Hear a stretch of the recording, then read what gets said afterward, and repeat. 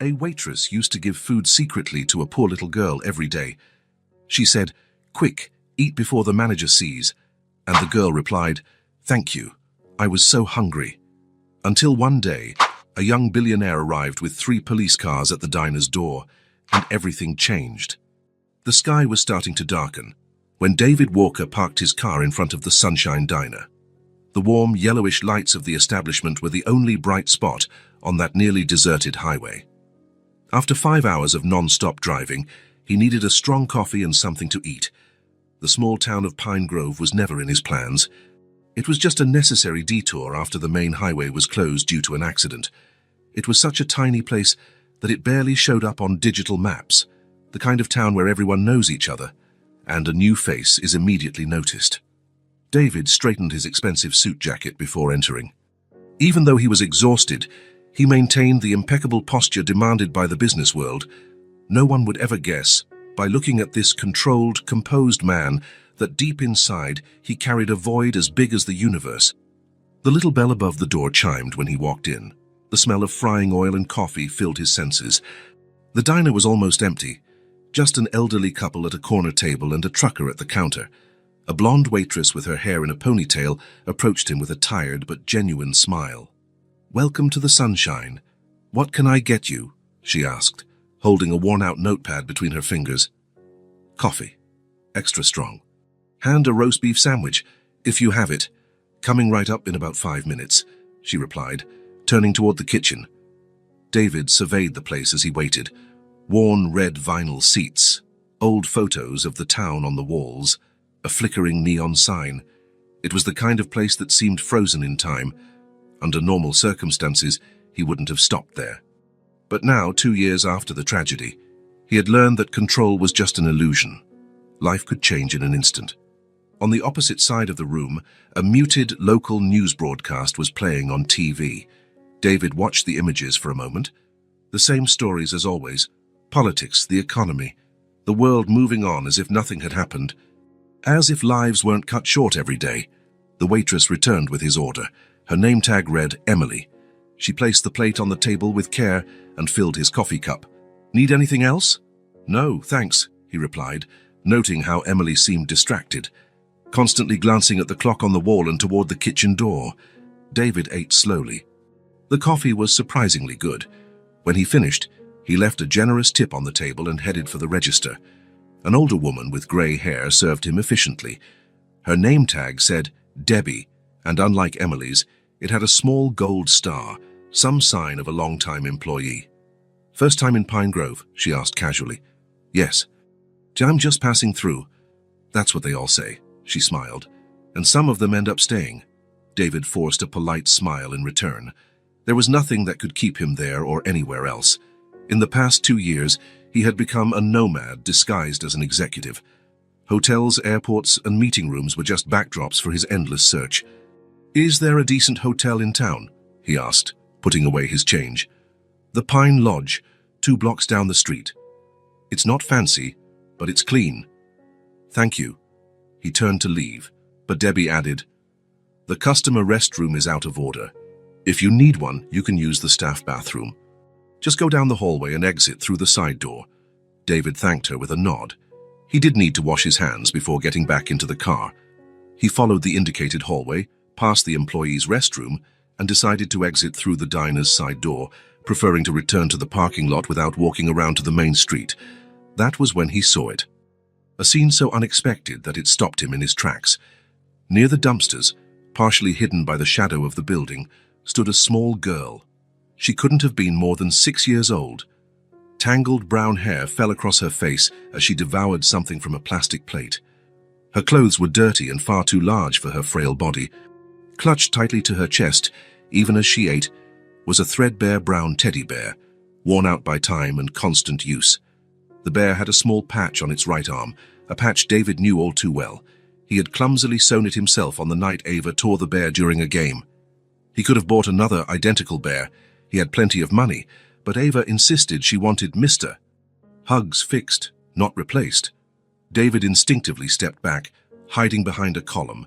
His heart pounded violently in his chest. The diner's back door opened, and Emily the waitress emerged carrying another plate, covered by a napkin. "I brought a bit more fries," she whispered, crouching next to the girl. "Quick, before the manager sees." The girl lifted her gaze, her eyes shining with gratitude. "Thank you, Emily. You can't stay here too long today. Bobby's in a bad mood and already asked about missing food." The little girl nodded, understanding her situation with a sadness far too heavy for her age. She set the plate on the ground for a moment, just to get a better grip on her teddy bear, never fully letting it go. Emily gently ruffled her hair before going back inside, casting a wary glance around to make sure no one had seen them. David watched in silence, a lump forming in his throat. It was a scene that shouldn't exist in a developed country. A child eating scraps next to the trash. He decided to approach.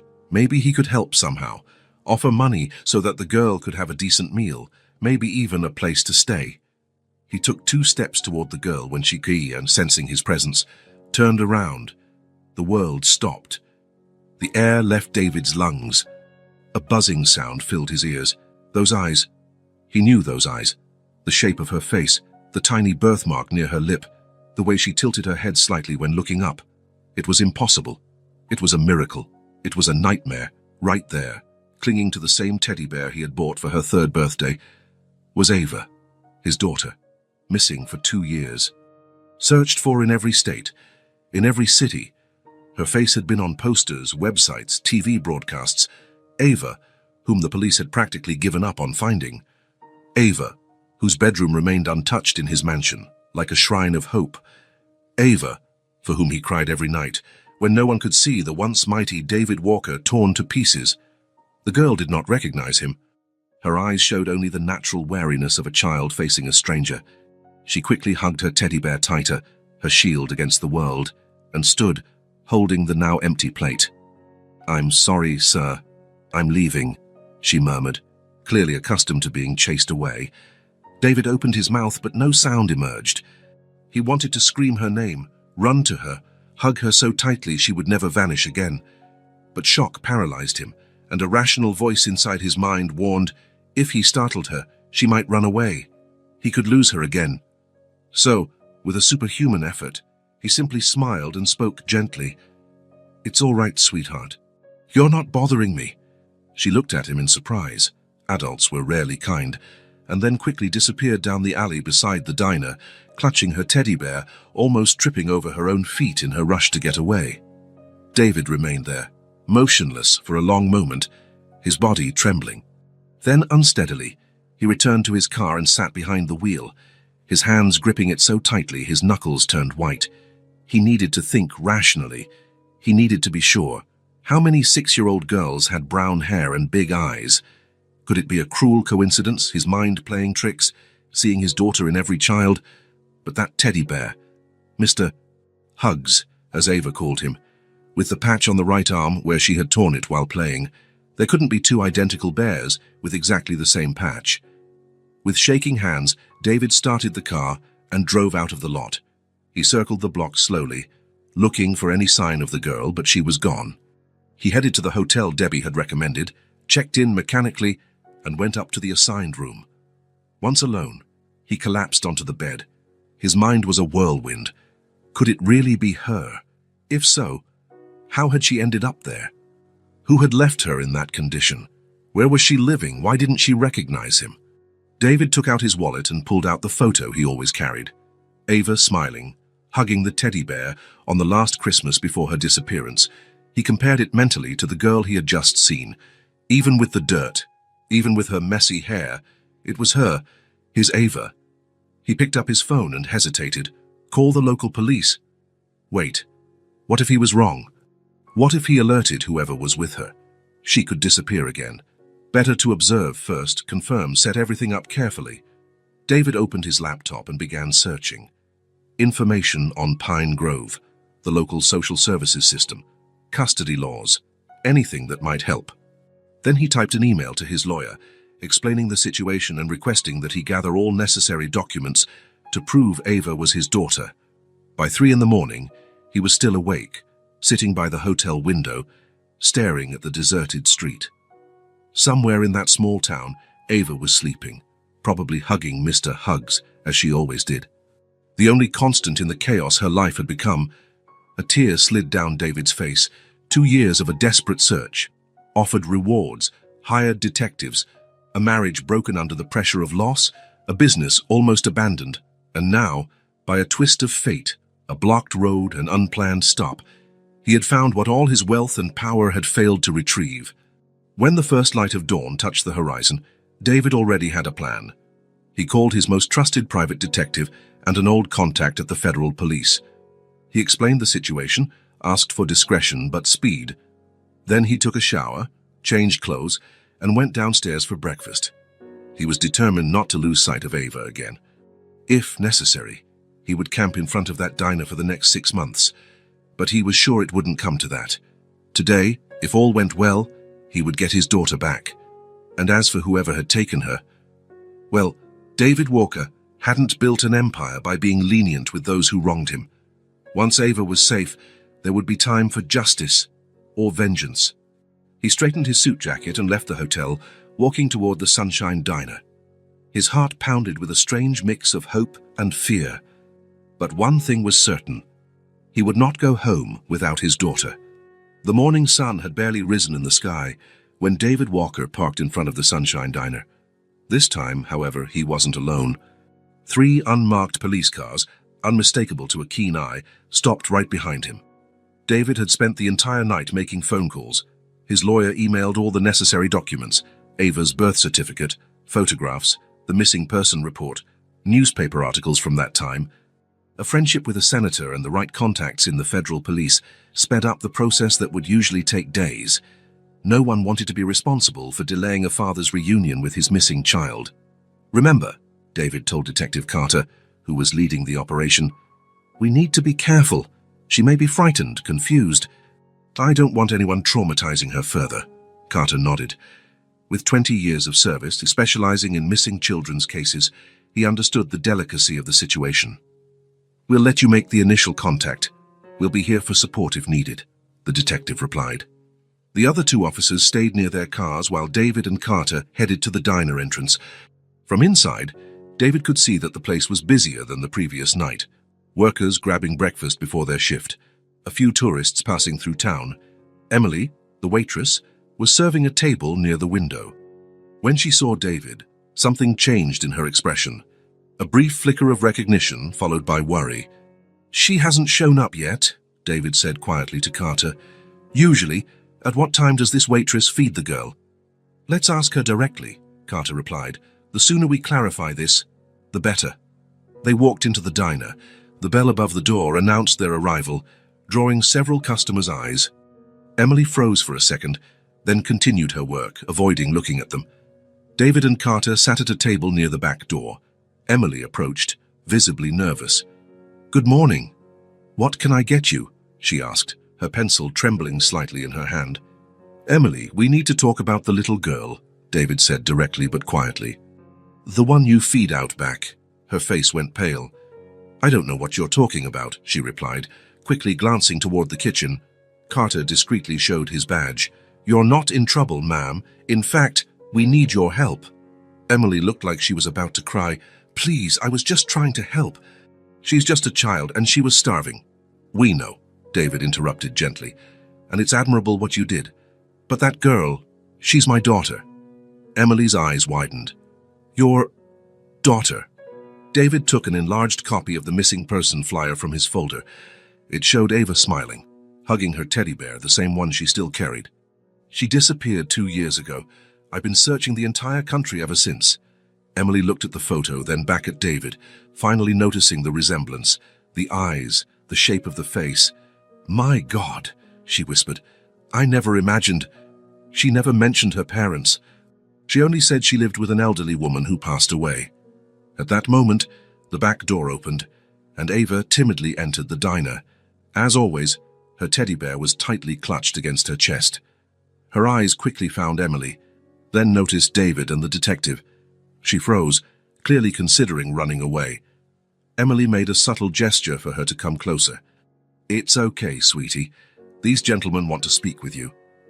Ava approached hesitantly, squeezing her teddy bear even tighter. "Hello," Carter said kindly. "What's your name?" The girl looked at Emily as if asking permission to answer. "Go ahead," Emily encouraged her. "Lucy," the girl whispered, "but Mr. Huggs sometimes calls me Ava." David's heart pounded. She still remembered her real name, even if only as something the teddy bear told her. David leaned forward slightly, keeping his distance so as not to scare her. "Hi, Ava. My name is David." "I'm not Ava," she protested faintly. "I'm Lucy." "That teddy bear," David said, pointing gently. "He has a special name, doesn't he?" The girl nodded. "Mr. Huggs, and he has a patch on his right arm, right?" The girl's eyes widened. "How do you know?" "Because I fixed it when you tore it during a game," David replied, his voice breaking slightly. Just then, the two uniformed officers entered the diner. Ava, seeing them, ran behind Emily, clinging to her legs. "She's my friend, I don't want to go," she cried in fear. Emily placed a comforting hand on the girl's hair. "Shh, it's okay." David motioned for the officers to step back. They understood and went outside. Carter remained but moved away a bit, giving them space. Moving slowly, David approached and knelt down to Ava's level. "I've been looking for you for a long time," he said softly, tears in his eyes. He took out his wallet and showed her an old photo. In it, a younger Ava, about 4 years old, smiled, hugging the same teddy bear she clutched now. "Look, that was you," he said, holding out the photo. The girl stared at it for a long moment. Confusion and interest flickered in her eyes. She looked at the teddy bear in her arms, then at the photo, then back at David. "Why do you have a picture of me?" she finally asked. "Because I'm your father, Ava. I'm your dad, and I've never, ever stopped looking for you." The diner had gone quiet. Every customer, the cook peeking through the kitchen window, everyone was watching with a mix of astonishment and emotion. Emily gently suggested, "Let's talk somewhere more private. We can use the staff room." David nodded gratefully. Carter, David, and Emily, with Ava still clinging to the waitress, walked to the small employee break room. There was a round table and some old chairs.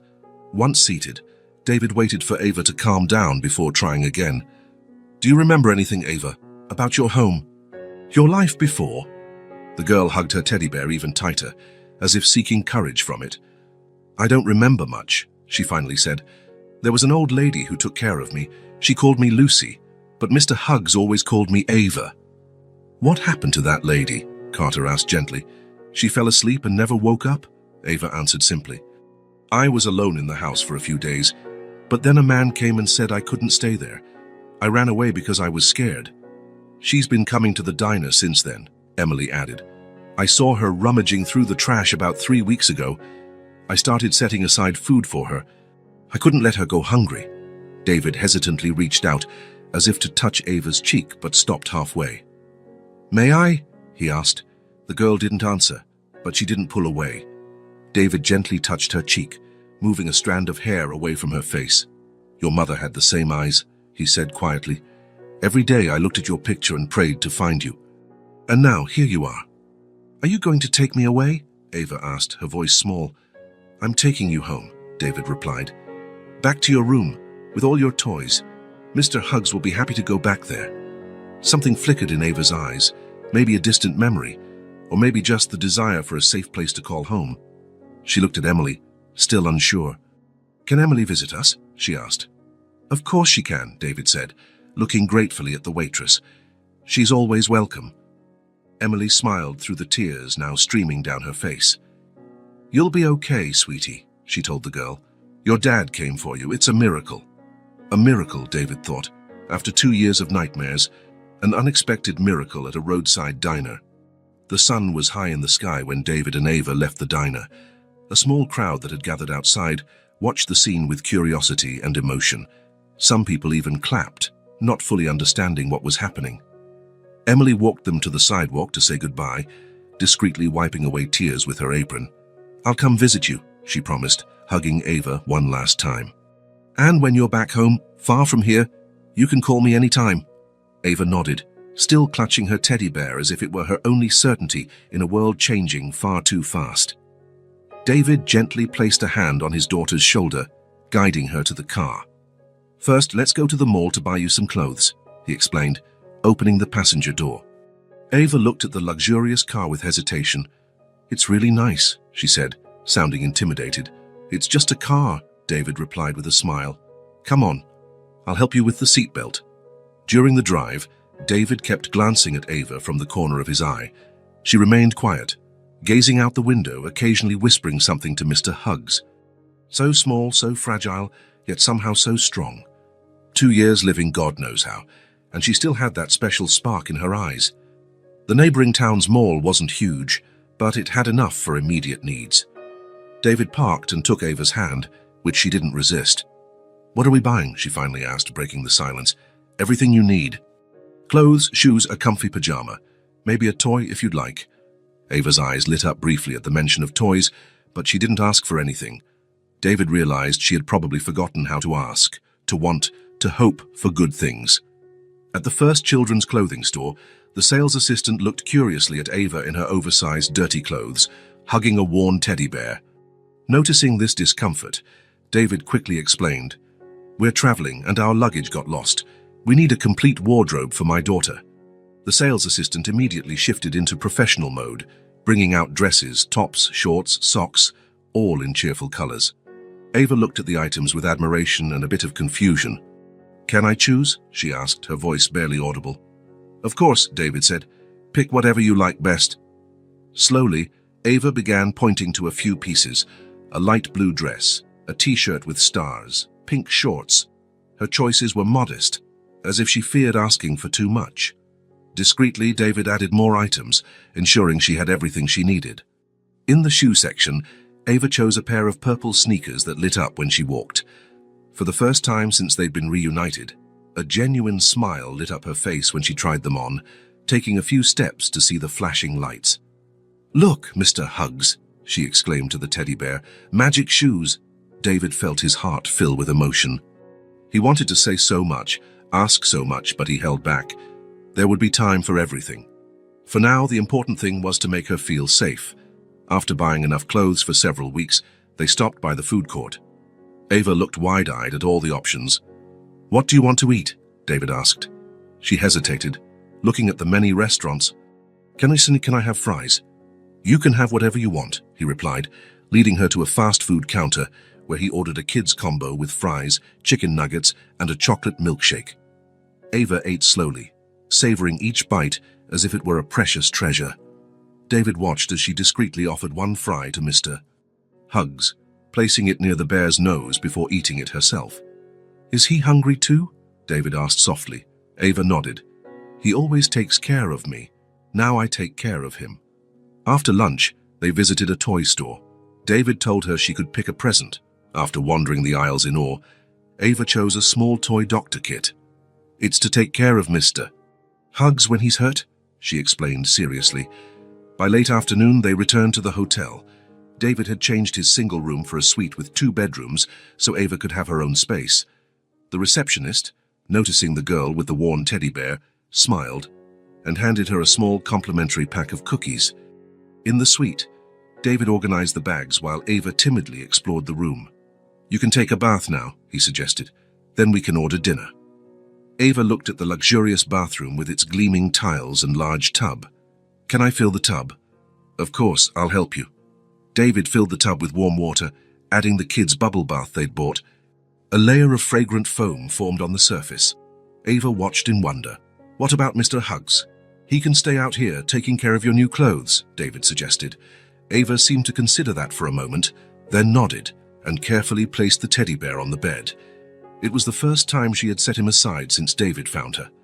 "I'll be right back, Mr. Huggs," she whispered to the toy. The bath was long and relaxing.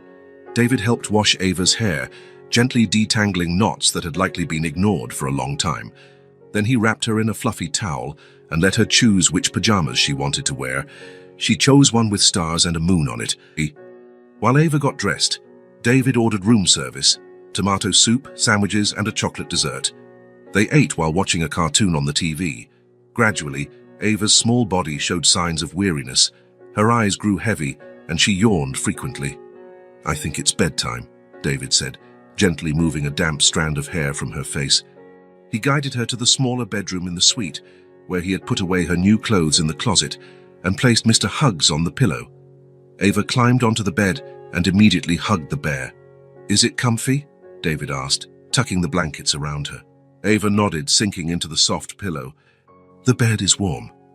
I'll leave the bathroom light on and the door cracked open in case you need anything during the night. I'll be in the other room, right there."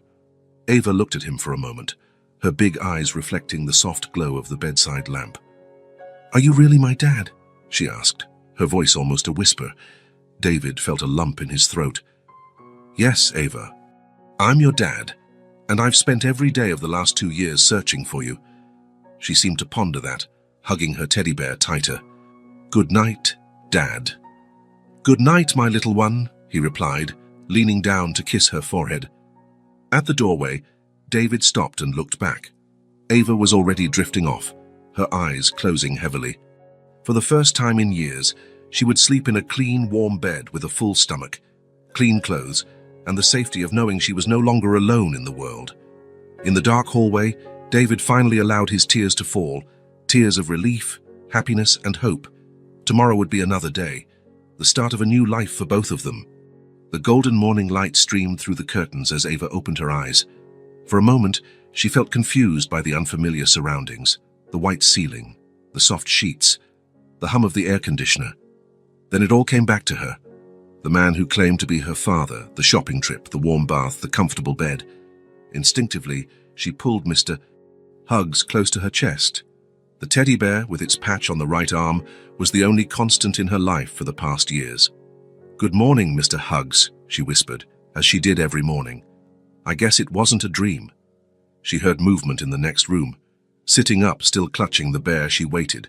Soon David appeared in the doorway, already dressed. "Good morning, Ava," he smiled. "Did you sleep well?" She nodded shyly. "The bed is really soft. Breakfast is served in the sitting area. After that, we need to go back to the diner to say goodbye to Emily. Today, we're going home." Home. The word sounded strange to Ava. For the last few years, home had been a series of temporary places. The old lady's apartment, improvised shelters, hidden corners of the city, never anything permanent, never anything truly hers. After breakfast, Ava put on her new blue dress and the light-up sneakers. David helped comb her now clean, shiny hair. She looked like a different child, nothing like the disheveled girl who ate in secret behind the diner. On the way back to the Sunshine Diner, Ava watched the small town through the car window, seeing it from a new perspective. She was no longer a lost child, she was just passing through. "Will Emily be sad?" she asked suddenly. David, surprised by the question, answered carefully, "She'll miss you, for sure, but she'll be happy knowing you're going home, with your family." The diner was busy when they arrived. Emily was serving customers with her usual efficiency, but her face lit up when she saw Ava walk in. She quickly handed off an order and approached them. "Just look at you," she exclaimed, admiring the child's transformation. "You look so beautiful." Ava grinned, pointing at her shoes. "Look, they flash when I walk." Emily crouched down to see better, making an exaggerated show of admiration, while Ava bounced on her toes to show off the lights. Then the waitress looked at David, a silent question in her eyes. "We came to say goodbye," he explained. "It's time to take Ava home." Emily nodded, understanding. Despite the sadness in her eyes, there was also relief, knowing the girl was safe and had a real chance at life. "Debbie," she called to the cook, "can you cover my tables for a minute?" The gray-haired woman waved a hand from the kitchen, and Emily led David and Ava to the same back room where they had talked the previous day. Once alone, Emily knelt in front of Ava. "I'm going to miss you so much, sweet girl," she said, holding the girl's little hands. "Me too," Ava replied, her voice thick with emotion. "For you were nice to me, and to Mr. Hugs." Emily smiled, gently touching the teddy bear's nose. "Mr. Hugs, make sure you take good care of her on the trip, okay?" David watched, deeply moved. After a moment, he stepped forward. "Emily, I'll never forget what you did, feeding a child you didn't know, risking your job. Not many people would do that." "I only did what anyone should do," she said modestly. "But now it's time for her to go home," David added. "To her real home." Emily nodded, tears in her eyes. She opened her arms, and Ava threw herself into a tight hug. The little girl buried her face in the waitress's shoulder, taking in for the last time her familiar scent of coffee and cheap perfume. Be happy, Ava, Emily whispered. And remember, there are always good people in the world. When they finally pulled apart, Emily discreetly wiped a tear. David handed her a business card. My personal number and address. Call anytime you want to visit. You'll always be welcome. Emily took the card and carefully tucked it into her apron pocket. She walked them to the diner's door, where several curious customers watched. Some even clapped, having heard rumors of the incredible reunion story. In the car, Ava looked one last time at the diner and at Emily waving from the sidewalk. Then she hugged Mr. Huggs tighter and turned to face forward. We're going home, Mr. Huggs, she said softly. Our real home. David started the engine, pulling away from Pine Grove and its residents. Ahead lay miles of highway and the beginning of a new life. The drive took almost 6 hours. David drove carefully, occasionally checking on Ava, who alternated between dozing and long periods gazing at the landscape. Mr. Huggs remained firm in her arms, like a silent guardian of her secrets and fears. They stopped a few times to use the restroom, grab a snack, stretch their legs. Each time, David noted that Ava became more comfortable in his presence. There still wasn't the natural closeness of father and daughter, but tiny threads of reconnection were weaving themselves. During a break at a roadside cafe while eating sandwiches, Ava looked at David curiously. Is our house big? She asked, chewing slowly. David hesitated. How did he explain to a child who'd been living on the streets that she was going back to a 20-room mansion? Yes, it's pretty spacious, he finally said. You'll have lots of room to play. Ava nodded, thoughtful. Are there other kids there? Another tricky question. How to explain the half-brother she didn't know existed. There's a baby, he said cautiously. Your brother. His name is Thomas, and he's almost 2.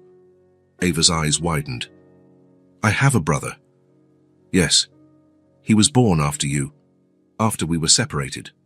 The girl seemed to process this slowly, clutching Mr. Huggs to her chest. Will he like me? She asked in a small voice. David felt a twinge in his heart. He'll love you, Ava. Everyone will. The question about everyone hung in the air, but Ava didn't press further. They finished their meal in silence and got back on the road. Does Rachel still live with us? Ava asked suddenly, startling David. He almost slammed the brakes in shock. You remember Rachel? Ava looked at Mr. Huggs as if he had spoken. Mr. Huggs remembers a bit. David chose his words carefully. Yes, Rachel still lives with us. She's my wife and your little brother's mother. Ava said nothing else, just squeezed the teddy bear tighter and turned to look out the window again. David noticed her small fingers nervously stroking the patch on Mr. Huggs's arm, a gesture that seemed automatic, as if it soothed her. The rest of the journey went by in relative silence. Ava fell asleep in the back seat. Still clutching the teddy bear, David watched her in the rearview mirror, torn between awe and anguish. How was it possible she was here after so long? And what had really happened during those 2 years? By the time they reached the outskirts of the city where they lived, the sun was beginning to set. City lights flickered on one by one, and traffic grew heavier. Ava woke to the urban noise and shrank back into the seat, clearly uncomfortable with the commotion after so much time in a quieter town. We're almost there, David assured her. Our house is in a quieter area, away from all this noise. And indeed it was. About 20 minutes later, driving through tree-lined streets in an exclusive neighborhood, they passed through a large wrought iron gate. The Walker property, with its extensive gardens and imposing house at the center, appeared before them like something from another world. David watched Ava's reaction in the rearview mirror. She stared wide-eyed, her mouth slightly open in wonder. She looked from the house to Mr. Huggs, as if checking with the bear to confirm it was real. We're here, David announced, parking in front of the main entrance. They got out of the car slowly. Ava held the teddy bear in one hand and gripped David's hand with the other. Her eyes roamed over the manicured gardens, the marble fountain, and the large windows reflecting the sunset glow. For a moment, it seemed she recognized the place, but then the expression faded, replaced by apprehension. It's so big, she whispered, squeezing David's hand. You'll get used to it, he said with an encouraging smile. There are lots of fun spots to play in. The huge oak door opened before they reached the steps. A woman of around 35, with impeccably styled dark hair and wearing an elegant outfit, appeared in the doorway. Her face held a carefully composed smile, though her eyes showed tension. "You did it," she said to David, her voice controlled. "You actually found her." David nodded, gently squeezing Ava's hand. "Rachel, look who's come home." The woman stepped forward, kneeling to Ava's height. "Hello, Ava. It's good to have you back." Something in her tone was off, an excessive formality, like she was greeting an unwelcome guest rather than a stepdaughter lost for 2 years. David noticed, but attributed it to the tension of the situation. Ava stood still, staring at Rachel with growing unease. Her small body began trembling slightly, and she tightened her grip on David's hand with surprising strength. Then something unexpected happened. A hot liquid trickled down Ava's leg, forming a puddle on the marble floor. She had wet herself, something that hadn't happened once on the journey. But the most shocking was her next reaction. Ava let go of David's hand, backed away several steps, and pointed at Rachel, her eyes filled with terror. "You're mean!" she screamed, her high voice loaded with fear. "You're mean! Mean!" Rachel paled, standing up quickly. David was momentarily paralyzed, torn between comforting Ava and understanding what was happening. "Ava, sweetheart," Rachel tried, her smile faltering. "You must be confused. It's me, Rachel." "No!" Ava screamed even louder, backing up until she bumped into David's legs. Mr. Huggs was now pressed against her face, as though she were trying to hide behind him. A heavy silence fell. David felt his heart clench at the terror on his daughter's face. Rachel let out a nervous laugh, a forced, tense sound. "David, obviously she's traumatized by everything she's been through. She's mixing things up." David knelt down and pulled Ava into a protective hug. The child trembled like a leaf in the wind, her eyes fixed on Rachel with a disturbing mix of terror and anger, unusual for a 6-year-old. "She's been through a lot," David said, his voice tense. "We need to be patient." In truth, Ava's reaction deeply disturbed him. Children are often good judges of character, and this visceral response didn't feel like confusion or general trauma. It was specific, directed, as if Rachel posed a real threat. "Let's go inside," he continued, lifting Ava into his arms. "She needs dry clothes and some time to calm down." Rachel nodded, clearly shaken, stepping aside to let them pass. A housekeeper appeared discreetly in the hall, likely alerted by the commotion. "Martha, please prepare a warm bath in Ava's bathroom," David instructed. "And bring clean towels." "Yes, sir," she said, casting a curious glance at the trembling child in David's arms before hurrying off. "Should I call a doctor?" Rachel asked, keeping her distance. "Maybe she needs sedatives or something." David frowned. "Sedatives? She's a child, Rachel, not a wild animal. She just needs time to adjust." Rachel raised her hands defensively. "I'm only trying to help. I don't want her to suffer." There was a hint of insincerity in her words that David couldn't ignore. Or maybe he was imagining it, fueled by Ava's inexplicable reaction. "I'll take her upstairs," he said, ending the conversation. Rachel remained in the hall while David carried Ava up the stairs. The girl kept her face buried against his neck, still trembling, still gripping Mr. Huggs like her life depended on it. "Don't let her get me," Ava whispered. "Please, Dad, don't let her." Her words cut into David like a blade. "Nobody's going to take you, Ava. I'm here now." "I'm here." They reached the second floor and walked down a long corridor to a white door painted with small, colorful flowers. David paused, taking a deep breath. "Your room," he said softly. "It's just like you left it." He opened the door to reveal a spacious, bright bedroom. The walls were a soft shade of blue. The canopy bed covered by a star-patterned quilt, shelves filled with books and toys, a dollhouse in the corner. Everything remained intact, as though waiting for her. Even the wall calendar still marked the date of her disappearance. David had insisted on preserving it, even when detectives suggested it would be better to move on, even when Rachel argued that seeing the empty room every day only increased his pain. He had kept everything exactly as it was, even the calendar. Gently, David set Ava down. She looked around, her eyes taking in every detail of the room. For a moment, fear gave way to curiosity, then recognition. "I remember," she murmured, taking a few tentative steps toward the bed. "I remember my toys." She approached a shelf where various stuffed animals were lined up. She touched a pink plush rabbit reverently, then a long-necked giraffe. "They waited for me," she said, turning to David with tears in her eyes. "Every single day," he confirmed, his voice thick with emotion, "just like I did." Martha entered then, announcing the bath was ready. David thanked her and asked for a few minutes alone with Ava. When they were alone again, he sat on the edge of the bed, watching as his daughter rediscovered her space. She walked around carefully, touching objects as if to confirm they were real. "Ava," he called gently, "can we talk about what happened downstairs?" The girl froze, fear returning to her eyes. She ran to David and clung to his legs. "I'm scared," she confessed, "but I can't explain. That woman scares me." David stroked her hair, deep in thought. Something was very wrong here, but he didn't want to push Ava, not now when she was still so fragile and scared. "It's all right," he assured her. "You're safe now." After her bath and a change into clean clothes, David left Ava to explore her room while he went to speak with Rachel. He found her in the living room, a glass of whiskey in her hand, her face tense. "How is she?" Rachel asked when she saw him. "Confused? Frightened?" David paused, choosing his words. "Rachel, that reaction, it wasn't normal." Rachel took a long sip of her drink. "She's been through a massive trauma, David. Children create all kinds of stories to cope with things they can't understand. You know that." "Yes, but think about it," Rachel interrupted. "She was living on the streets, probably saw horrible things. Who knows what's in her head when she sees me? Maybe I remind her of someone who hurt her." The explanation made sense. Rachel had always been rational, practical.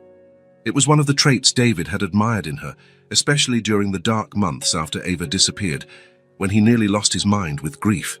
"Where's Thomas?" he asked, changing the subject. "With the nanny. I thought it best not to overwhelm her with too many people at once." "That's sensible," David agreed.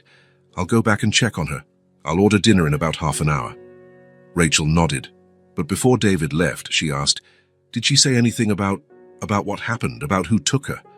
There was a strange urgency in her voice that David couldn't decipher. "Not yet. It's too soon." Back in Ava's room, David found her sitting on the floor, surrounded by old toys. She seemed calmer now, talking quietly to Mr. Huggs while arranging dolls in a circle. "Are you all right?" he asked, sitting on the floor beside her. Ava nodded, but her eyes betrayed an internal storm. "Dad," she said after a pause, testing the word as if tasting it. "Why does she seem different now?" David frowned, confused. "Different how?" "More fake," Ava said, searching for the right word. "She smiles, but her eyes don't smile." It was a surprisingly perceptive observation for a 6-year-old, and exactly what David had noticed as well, though he hadn't put it into words. "Sometimes when people are nervous, they look different," he explained, trying to be fair. "Rachel is happy you're back, but also worried about how you're feeling." Ava didn't seem convinced. She hugged Mr. Huggs tighter, whispering something in his plush ear. "What did Mr. Huggs say?" David asked gently.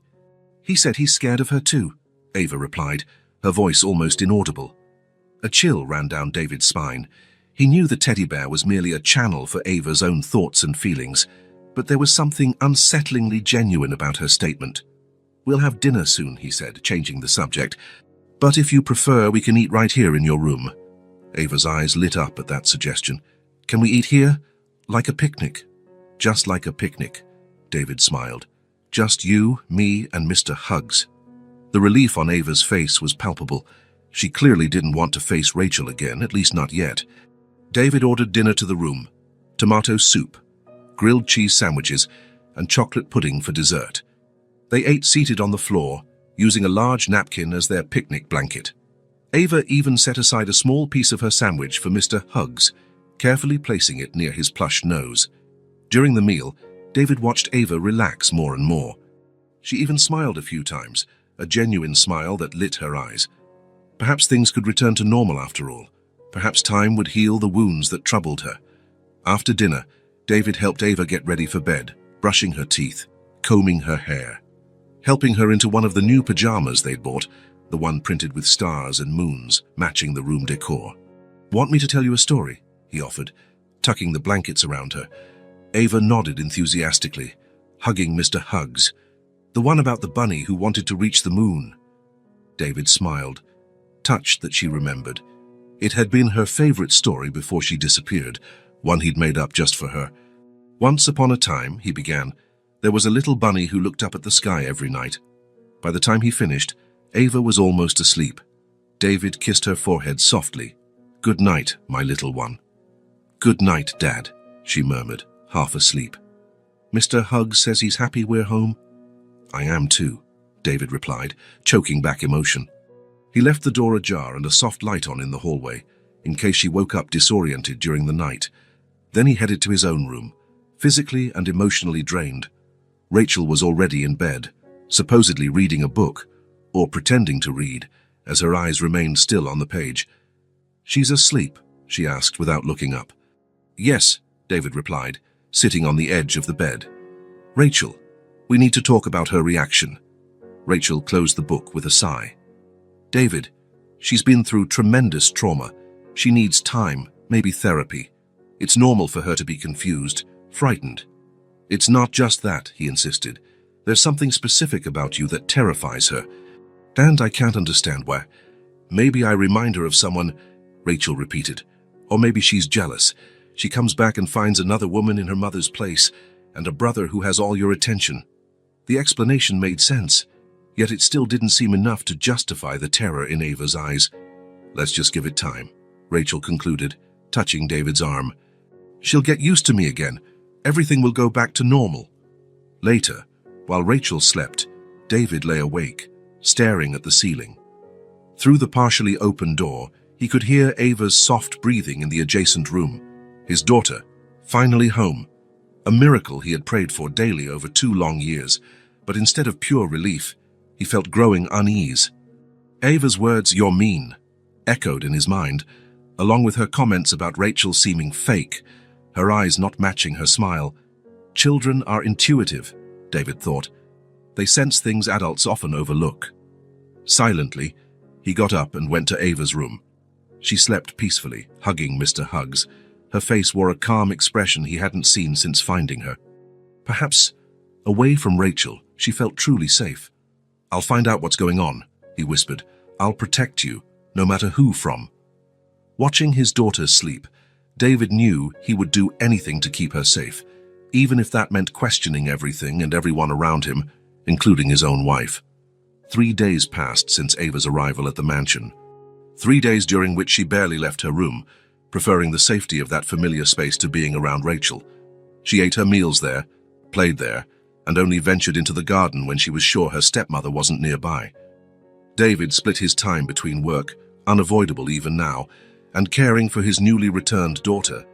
He slept little, worried about how Ava was adjusting.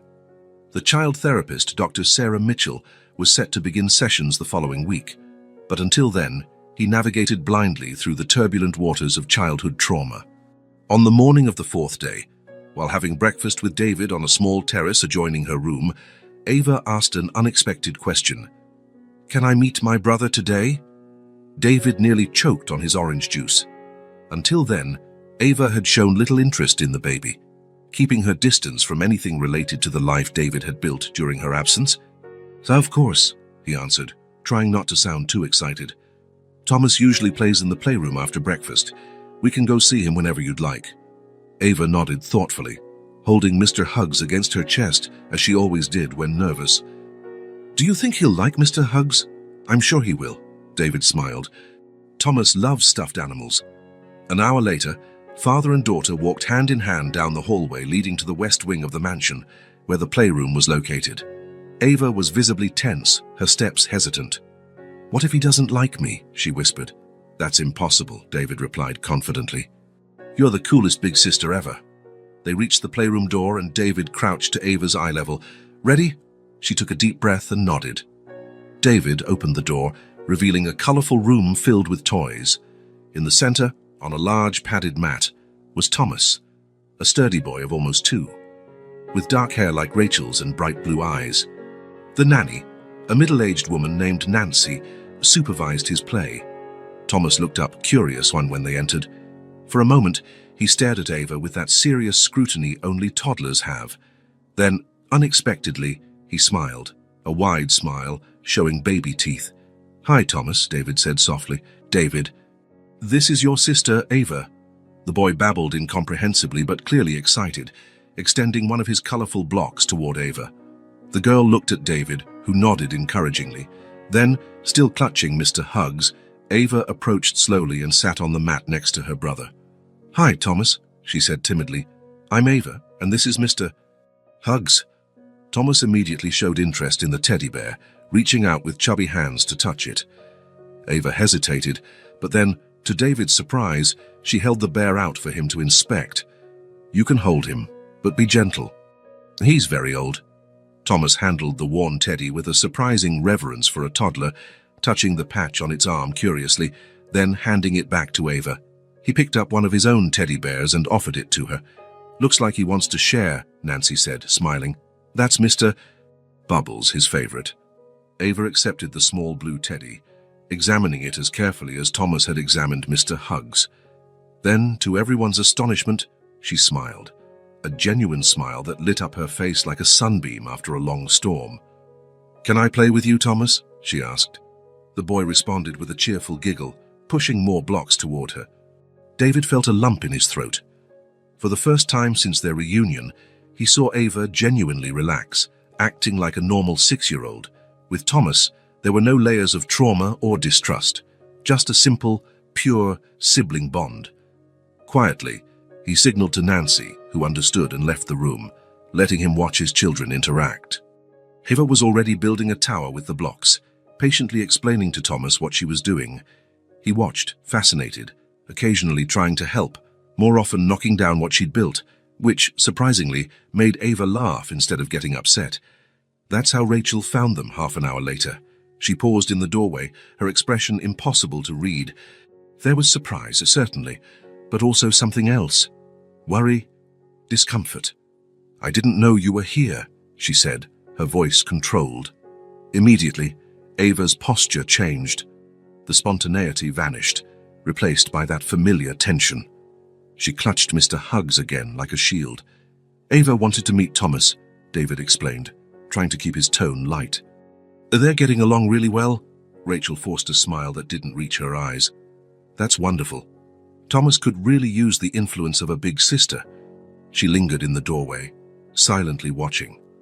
Thomas, oblivious to the tension, kept playing, glancing at Ava, who now seemed torn between wanting to continue their game and wanting to flee Rachel's presence. Noticing his daughter's dilemma, David intervened. "Rachel, could you check with Martha about lunchtime? I was thinking of taking the kids for a picnic in the garden afterward." It was a transparent excuse to get her to leave, but Rachel simply nodded and left without argument. As soon as she was gone, Ava visibly relaxed. "She doesn't like me playing with him," she whispered to Mr. Hugs, but loud enough for David to hear. "Of course she does," he replied automatically, though part of him wondered if there was some truth in Ava's words. In the following days, a routine emerged. Every morning after breakfast, Ava visited Thomas in the playroom. Their bond grew daily. She told him made-up stories, helped him with simple puzzles, sang lullabies David never knew she remembered. Thomas, for his part, adored his sister. His eyes lit up whenever she walked in, and he had even learned to say a rough version of her name. Ava came out as Abba, but the intention was clear. Rachel watched all this from a distance, always silent. When David asked why she seemed reserved, she gave vague excuses. She was busy with an upcoming charity event, worried about a slump in the shares of a company they'd acquired, needing space to process so many changes. But her eyes never left Ava when they were in the same room, especially when the girl interacted with Thomas. There was something in that gaze that unsettled David, not exactly jealousy, but something more complex, something like fear. Doctor. Sarah Mitchell's office had soft green walls, large windows letting in natural light, and a small fountain that produced a soothing trickle of water. Colorful cushions lay scattered on the floor, along with a sandbox filled with miniatures and shelves of carefully arranged books and toys. It was a space designed to make children feel safe and comfortable. Ava walked in, clutching David's hand, with Mr. Hugs held tightly to her chest. Her eyes swept the room warily, scanning every detail as though searching for hidden threats, a habit developed during her years away. "Hello, Ava," Dr. Mitchell said, a woman in her early 40s with short brown hair and a gentle smile. I'm very happy to meet you and Mr. Hugs. Ava didn't reply, only held the teddy closer. I'll wait outside, David said, crouching to Ava's eye level. Dr. Sarah just wants to talk a bit. I'll be right here if you need me. A brief panic flitted across Ava's face. Mr. Hugs can stay with me. Of course he can, the therapist answered before David could. In fact, I was hoping to meet him too. I hear he's very special. The strategy worked. Ava looked at the bear as if consulting him, then nodded slightly. He says it's okay. David kissed his daughter's forehead and left, his heart tight with a mix of hope and anxiety. Dr. Mitchell came highly recommended, specializing in childhood trauma. If anyone could help Ava process whatever happened, it was her. In the waiting room, he flipped through magazines without really seeing them, his mind on the personal drama unfolding in his life. Ava's relationship with Thomas continued to blossom. During those moments, she acted like a normal 6-year-old. With Rachel, however, the tension persisted, maybe even worsened. Ava avoided being alone with her stepmother at all costs and had nightmares almost every night. When the office door finally opened an hour later, David sprang up, relieved to see Dr. Mitchell's calm expression. "How did it go?" he asked, as Ava ran to hug his legs. "It was a good start," the therapist said. "Ava is very smart and perceptive. Could we talk in private for a moment?" He nodded, then turned to his daughter. "Ava, how about you color for a bit while I talk to Dr. Sarah? There's a little drawing table right there." Ava didn't look thrilled, but she agreed, taking Mr. Hugs with her to the small child-sized table. "In the adjoining office, yeah, Doctor." Mitchell closed the door and gestured for David to take a seat. "Mr. Walker, I'll be direct. Ava has been through significant trauma. Children her age usually can't hide or fully repress traumatic events, but they also can't process them like adults." "Did she talk about what happened?" "Not directly. Today was mostly therapeutic play. She set up several scenes in the sandbox. One of a girl separated from her family, an adult female figure who took her away, a strange house where she felt sad." David felt his blood turn cold. A female figure. Did she say who it was? Dr. Mitchell shook her head. "No, and I didn't want to push her on the first session. But I'm especially interested in her connection to the teddy bear. Mr. Hugs, she never lets go of him." "Exactly.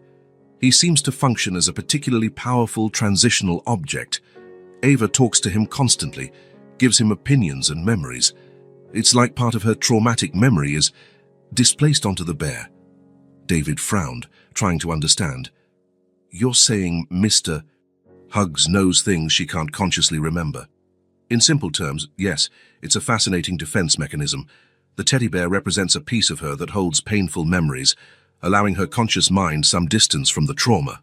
The therapist paused. "Mr. Walker, I need to ask, was there any conflict between Ava and your wife before the disappearance? Anything that might explain her extremely negative reaction now?" The question took David by surprise. He ran a hand through his hair, thinking, "Not that I recall. Rachel and Ava seemed fine, at least on the surface. Rachel had little experience with kids, but she was trying. We were all still adjusting." "I see. Let's continue sessions twice a week, as planned."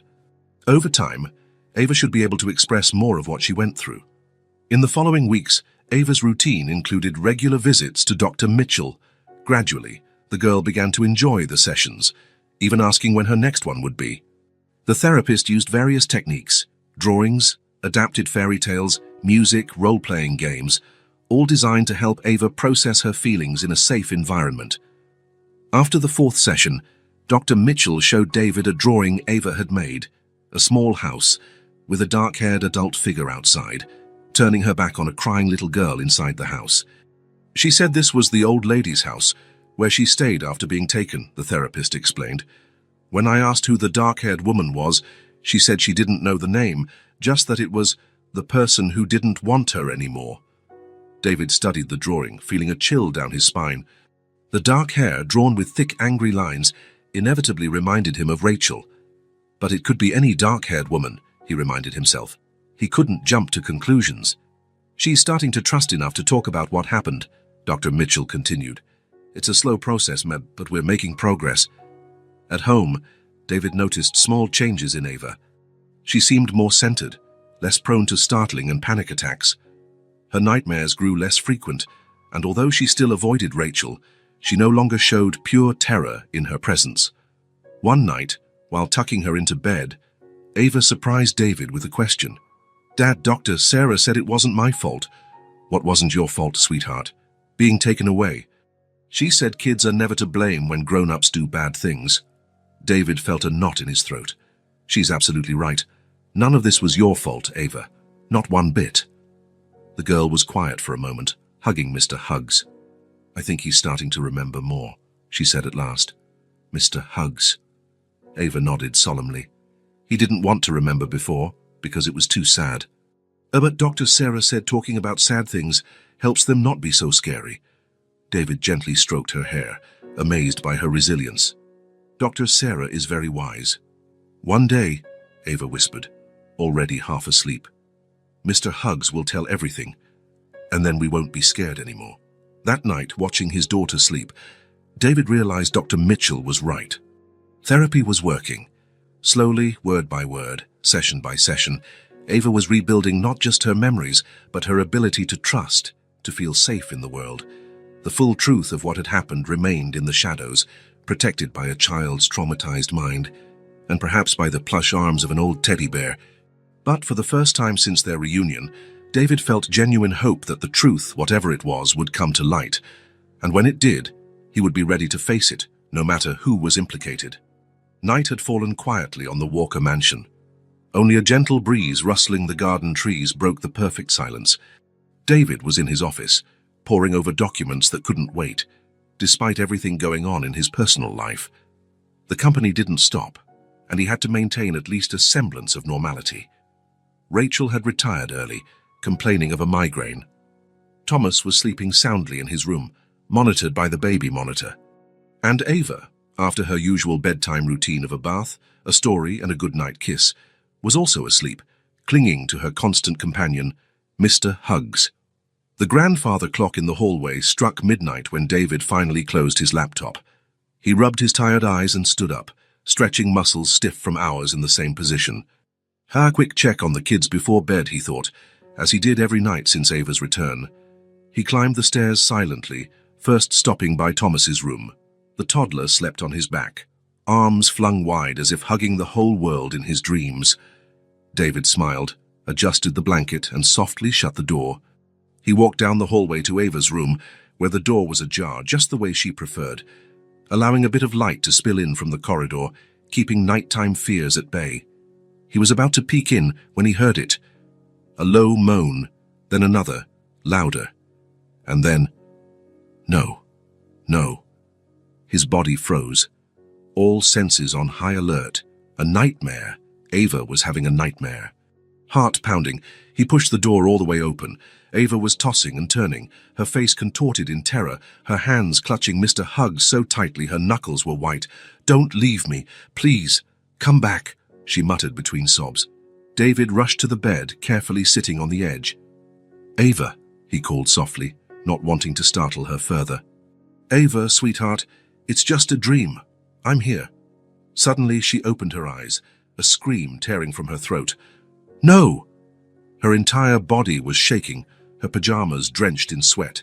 For a moment, her gaze darted wildly around the room, not recognizing it or David. Then awareness returned. "Dad!" she cried, throwing herself into his arms, Mr. Huggs wedged between them. "It's okay, my little one. It was just a nightmare," he murmured, stroking her hair. "I'm here now, nothing's going to hurt you." Ava sobbed into his chest, her small body shaking with the force of her tears. "It was so real, so real." "Do you want to tell me about it?" he asked gently.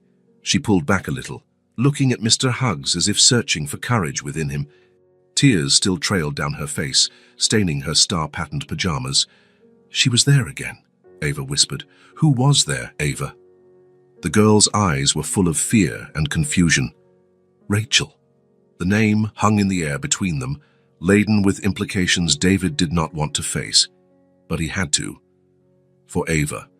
"What was Rachel doing in your dream?" he asked, keeping his voice calm, though his heart raced. Ava took a deep breath. Then another sob escaped. "She took me away." "Took you away? How?" The question came out sharper than he intended. and he immediately softened his tone. "Can you tell me more?" Ava glanced at the teddy bear, as if double-checking whether she should continue. A small nod, as though Mr. Huggs granted permission. "She grabbed me from my bed, said we were going on a trip. I didn't want to go, but she said it was a surprise." Ava paused, squeezing Mr. Huggs more tightly. Then... "It's all right, sweetheart. You can tell me." The next words came out in a choked whisper, thick with fear. "She left me there. Said you didn't want me anymore." Fresh tears fell. "Said you had Thomas now, and you didn't need me." David felt something break inside him. A physical pain that spread from his chest to every part of his body. It was like the world had stopped spinning, frozen in that dreadful moment of clarity. "Ava," he said, his voice trembling slightly, Was that just a dream, or—" The little girl shook her head frantically. "It wasn't a dream. Mr. Huggs remembers, too. She left us and went away." David pulled his daughter into a tight embrace, his own body beginning to shake. Silent tears rolled down his cheeks as his mind processed the unthinkable. Rachel, his wife. The woman who had cried by his side when Ava disappeared. The woman who comforted him through sleepless nights of despair. The woman who had joined in the search efforts, public appeals, interviews. Could it be possible? Could she have known all along where Ava was, because she was the one who took her? "She said you had another baby," Ava continued, words muffled against her father's chest. "That I was just in the way. That the old lady would take care of me, but you'd never see me again." The old lady, the elderly woman who, Ava said, took care of her until she passed away. Was she an accomplice? Or just someone Rachel manipulated to keep Ava? "I'll never let anyone take you again," David promised, his voice trembling with rage and determination. "Never again, Ava." He rocked her gently, humming an old lullaby that used to soothe her as a baby. Slowly, the sobs subsided, her breathing steadied. "Would you like some warm milk?" he asked once she was calmer. Ava nodded against his chest. "Mr. Huggs wants some too." "Then let's go to the kitchen, both of you, far away from nightmares." He lifted her, one arm under her legs, the other supporting her back. So light, so fragile. How could anyone harm such an innocent creature? They tiptoed down the stairs, avoiding the hallway that led to the master suite where Rachel slept, or pretended to sleep. In the kitchen, David settled Ava on the counter as he heated some milk, adding a bit of honey and cinnamon, just as she liked. "Dad," Ava said, holding the cup in both hands, Mr. Huggs in her lap. "Do you believe me?" The question caught him off guard. Her voice was so full of insecurity, so much doubt, as if she expected him to reject her as well, like in the nightmare or memory she had just relived. "I believe you, Ava," he said firmly. "I'll always believe you." She nodded, seeming lighter. She took a sip of milk. A drop dribbled down the corner of her mouth, and David gently wiped it away with his thumb. Holding his daughter in his arms, feeling her little heart beating against his, David Walker made a decision. He didn't yet know exactly what had happened, but he was certain of one thing. If Rachel had any involvement in Ava's disappearance, she would pay, no matter the cost, no matter the consequences. But first, he had to protect his daughter. At any cost. The sun had barely risen when David went downstairs to the kitchen. He hadn't slept after Ava's ordeal, spending the rest of the night watching over her sleep and spiraling into ever darker thoughts. When he saw she was finally resting peacefully, he went to his office and, spending hours researching similar cases, child custody laws, and kidnapping penalties. The mansion was still quiet. The staff wouldn't arrive for a few more hours. David brewed strong coffee and sat at the kitchen table, rubbing his weary face. Ava's words echoed like a dreadful mantra in his mind. "She left me there. Said you didn't want me anymore." Could it be true? Could Rachel, his wife, the woman he shared a life with, have done something so monstrous? It seemed almost inconceivable, and yet it all made awful sense. Ava's visceral fear, her bodily reactions, the bedtime accidents, these were not things a child could just fake. "You're up early," came Rachel's voice. He startled. She stood in the doorway, wearing a navy blue silk robe, her hair perfectly styled even at this hour. As always, impeccable. "Couldn't sleep," he replied, watching her closely. Rachel poured herself some coffee and sat across from him. "Work problems?" Ava had a nightmare. Something flickered in Rachel's eyes, so quick David might have imagined it. Poor child. After everything she's been through, it's no wonder. David took a sip of his coffee, stalling for time. He had to address it carefully. If his suspicions were correct. "It was a very specific nightmare," he finally said, "about the day she disappeared." Rachel raised an eyebrow. "Did she remember something useful? Something that might help identify who took her?" The studied calm in her voice sent a chill down David's spine. "Actually, yes," he replied, keeping his eyes locked on hers. "She said it was you, Rachel, that you took her away and abandoned her, claiming I didn't want her anymore." The silence that followed was dense, almost tangible. Rachel didn't move, though her face turned slightly pale. Then, very slowly, she set her cup down on the table. "David," she said, her voice gentle and reasonable, "you can't be serious. I'm just repeating what Ava said." Rachel shook her head, offering a sad smile. "It was a nightmare. Children have vivid imaginations, especially after trauma. This didn't feel like an ordinary nightmare, Rachel." "Of course not," she said, leaning forward. "It's based on her fears. She disappeared, endured who knows what, and now she's processing it. It's perfectly normal for her to project her fears and confusion onto familiar faces." The argument was logical, rational, exactly what Dr. Mitchell had explained about how children cope with trauma. And yet, the conviction in Ava's eyes. She was so certain, Rachel. So detailed. Rachel sighed with apparent infinite patience. "Darling, think about it. Why would I do that? What motive would I have to hurt Ava? She is, a lovely child. We were just beginning to bond." "Maybe you didn't want a stepdaughter," David suggested, his voice harsher than he intended.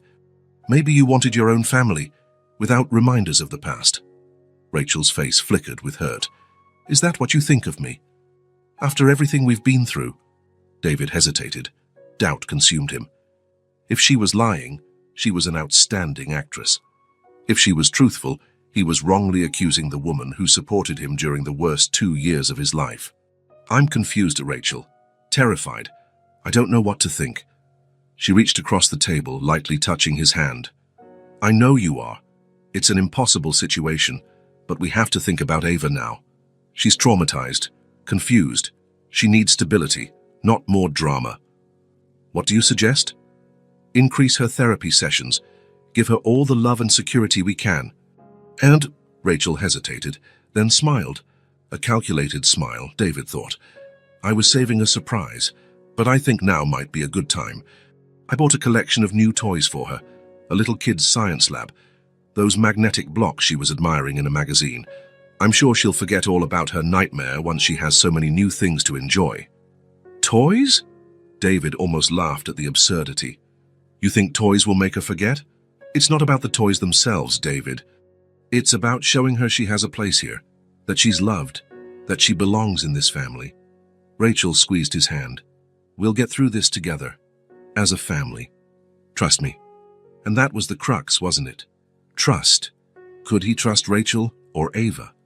An adult capable of complex manipulation, or a traumatized child with fragmented memories? "I'll think about it," he finally said, withdrawing his hand. "Meanwhile, I want you to keep some distance from Ava." Rachel's smile faltered for an instant. "If that's what you think is best. But it'll only prolong the situation." She rose gracefully.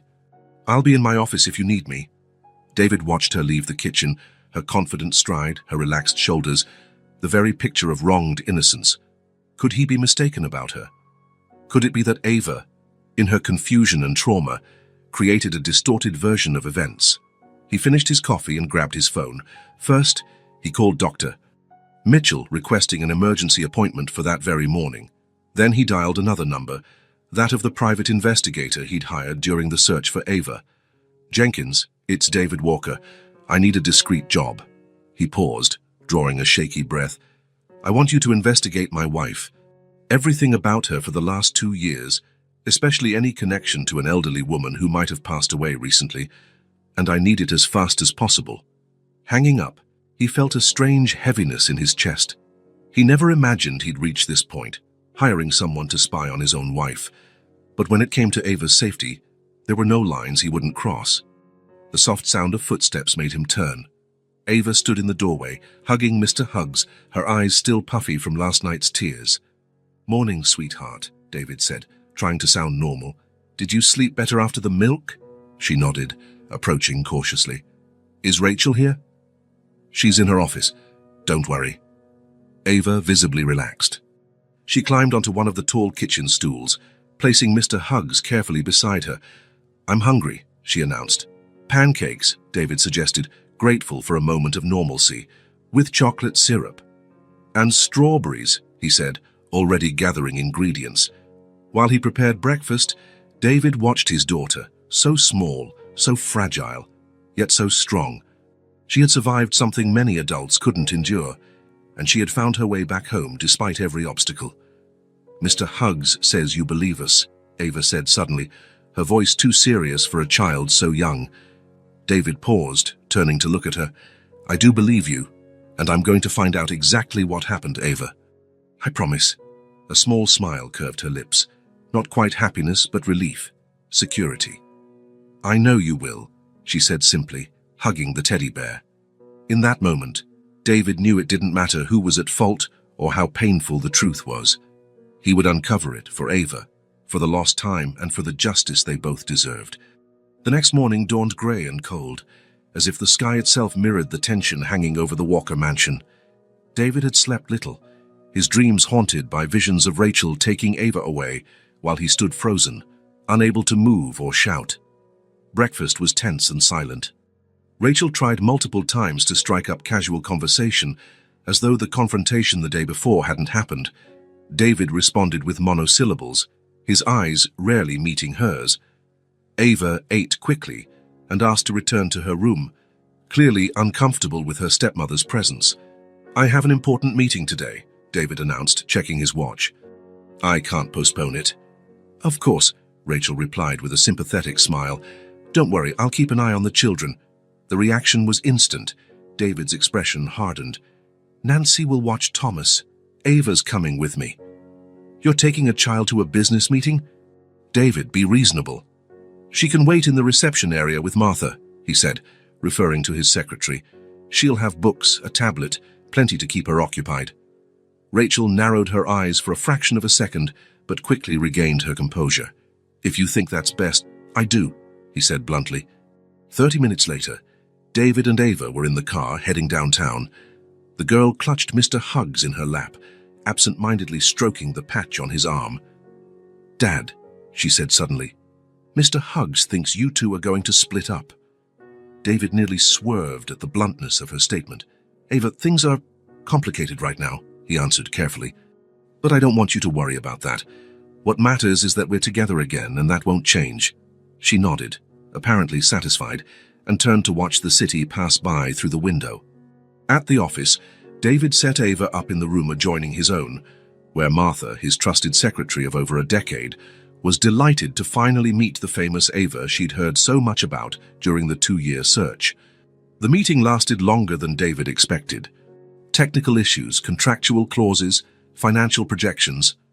Everything seemed trivial compared to his personal drama, but he maintained a professional demeanor to the end. Finally, with the contracts signed and handshakes exchanged, David hurried back to his office, where he found Ava asleep on the couch, Mr. Huggs securely in her arms. "Ava," he called gently, stroking her hair. "Let's go home, sweetheart." She opened her eyes groggily. "All done?" "Yes. Now we have some important things to take care of." On the way back, David realized he had forgotten the folder with documents he needed to sign at home. "I left some important papers at the mansion," he said. "We'll have to swing by quickly and pick them up." "That's okay, Mr. Huggs doesn't mind." David drove back to the mansion, noticing Rachel's car was already there. "Ava, wait here for just a minute, okay? I'll grab the documents from my office." The girl nodded, hugging Mr. Huggs. David entered through the front door, making a beeline for his office on the first floor. He was about to open the door when he heard Rachel's voice inside, on the phone, louder and more strained than usual. No, Mark, you don't understand the seriousness of this, she said. David's starting to suspect the girl is remembering things. A pause, as the person on the other end, her brother Mark, replied. Of course I'm worried, she continued, her voice shaking slightly. I never thought that girl would come back. I thought I was rid of her. The old lady should have taken the secret to her grave. The explicit confession hit David like a physical blow. He shoved the door open hard, revealing Rachel sitting at his desk, phone still pressed to her ear. I can't believe you abandoned my daughter, he roared, shaking with fury. How could I have been so blind? Rachel went pale, dropping the phone. David, it's not what it looks like. Not what it looks like, he repeated, incredulous. I just heard you confess, Rachel. You got rid of my daughter. You took her away. David, please, let me explain, Rachel begged, standing up. I was pregnant. I was scared. I wasn't thinking clearly. Pregnant? You used our child as an excuse to get rid of my daughter. David's voice trembled with barely contained rage. There is no explanation for what you did.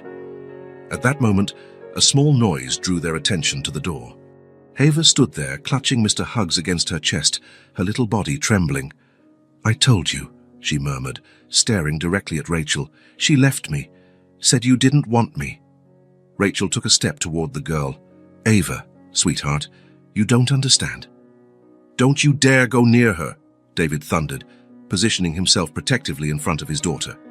Ava clung to her father's leg, partially hiding behind him, but her eyes never left Rachel's, no longer terrified, but filled with a mixture of sadness and accusation far beyond her 6 years. I want you out of my house, David said, his voice dangerously calm. Right now, my lawyer will be in touch. I'm filing for divorce. David, you can't do this, Rachel protested, panic finally breaking her controlled facade. Thomas, he needs me. Thomas will be fine. I can manage my children without you, David said, gently pulling Ava closer. We'll have contact only for Thomas's sake. Nothing else. You can't keep me away from my son, Rachel threatened, regaining some composure. I'll fight for him in court. Good luck explaining to a judge how you kidnapped my daughter, David replied icily. I have enough evidence. Rachel's face twisted in shock and then fury. You investigated me. How dare you steal 2 years of my daughter's life? David's voice rose again. 2 years we can never get back. Rachel backed away, finally grasping the gravity of her situation. How long do I have to pack? 2 hours. If you're not gone by then, I'll call the police. Rachel gave a rigid nod and left the office without looking back, her footsteps echoing in the hallway. As she disappeared, David knelt to Ava's eye level. It's all right now, sweetheart. She can't hurt you anymore. Ava looked at him with a sad wisdom beyond her years. Is she leaving forever? Yes. But Thomas will stay with us. It'll be the 3 of us now. The girl nodded, hugging Mr. Huggs. He said you'd believe me. He always knew. David gathered his daughter into a tight hug, silent tears escaping down his cheeks. I'll always believe you, Ava. Always. For the next 2 hours, a tense silence filled the mansion. David took Ava to the garden, where they played with Thomas, trying to maintain a semblance of normalcy. The toddler, unaware of the drama, giggled and ran between his father and sister, his innocence a poignant contrast to the grim events unfolding. From upstairs came occasional noises, drawers opening and closing, hurried footsteps. Rachel packing her things, preparing to leave the life she had built on a terrible lie. Exactly 2 hours later, she came down the stairs with 2 large suitcases. Her face was expressionless, a perfect mask of composure. May I say goodbye to Thomas? She asked, her voice surprisingly steady. David hesitated, then nodded. She deserved that much. Not for her sake, but for Thomas's. Rachel knelt before her son, who toddled over with outstretched arms, oblivious to the tension. Mommy's going away for a few days, sweetheart, she told him, her voice finally betraying emotion. But I'll see you again soon. Thomas hugged her tightly in that all-encompassing way only small children can. Rachel closed her eyes for a moment, as if absorbing his innocence for the last time. When she rose, she glanced briefly at Ava, who stood back, holding Mr. Huggs and David's leg. I'm sorry, Rachel murmured, barely audible. It wasn't clear if she spoke to David, Ava, or herself. Then she picked up her luggage and walked out without a backward glance. The echo of the closing door resonated through the mansion like a final period on a sentence. David exhaled a breath he hadn't realized he was holding. He looked at his children, Thomas confused, Ava solemn but relieved, and knew a painful chapter of their lives had ended. A new, more hopeful one was just beginning. "How about a snack?" he suggested, holding out his hands to them. "I think we have chocolate ice cream in the freezer." As they headed to the kitchen together, David knew the road ahead would be challenging. There would be legal matters, emotional trauma to address, explanations to give. But the truth, painful as it was, had finally come to light. And with truth came the possibility of healing, of rebuilding, a new beginning for his once broken family, now finally reunited. 3 months had passed since Rachel's departure.